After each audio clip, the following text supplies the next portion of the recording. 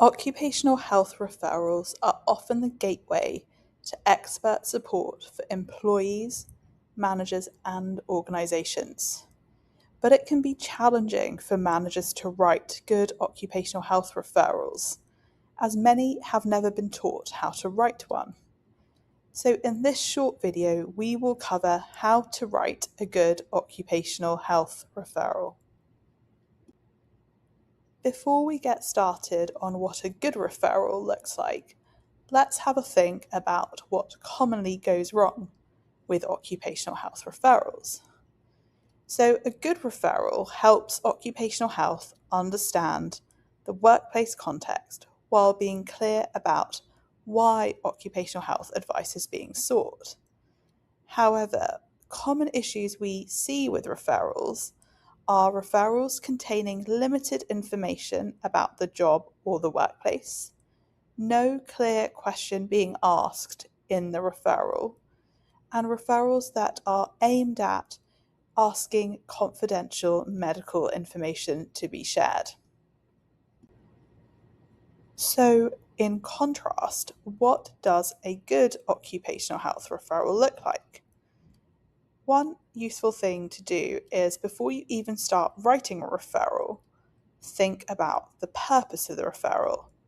And as a manager or HR professional, your role is likely to be to support somebody to succeed at their work, and that should be the focus of your referral. Then asking yourself the question, why am I referring this employee now, can help.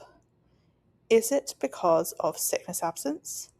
Is it because of something like a return to work plan? Is it because you have seen changes in behaviour or performance, concerns about safety, or just simply uncertainty about what support they need? And these components can really help you get started on your way to writing a good occupational health referral. So at this point, it may be useful to break down 4 top tips on occupational health referral writing in a bit more detail. Firstly, remember that the information most useful to the workplace when it comes to an individual's work and health tends to be around their function. What can that individual actually do at work? And that's generally going to be more useful information compared to the details of their medical history, such as which diagnoses they may have or the particular treatments they take. Secondly, remember that to get clear answers from an occupational health referral, you have to ask clear and specific questions to occupational health. Thirdly, and importantly, employees should be involved with the decision to refer to occupational health. And this generally means that they must understand why they are being referred and they must consent to the referral being sent.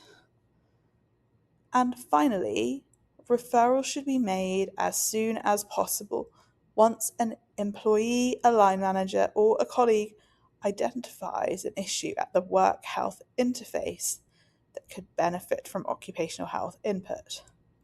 So the best referrals are proactive and not reactive. And that's because early occupational health involvement often prevents health issues evolving into prolonged sickness absence and periods of unproductivity. So we'll now go through a quick checklist that should be helpful to run through before you hit send on an occupational health referral. First question to ask yourself is, have I explained why I'm referring?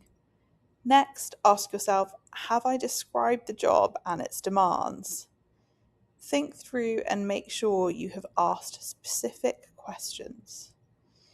Make sure that your questions focus around workplace function and not confidential medical information. Also, it's extremely important to ensure that the employee understands the referral and consents to the referral being sent.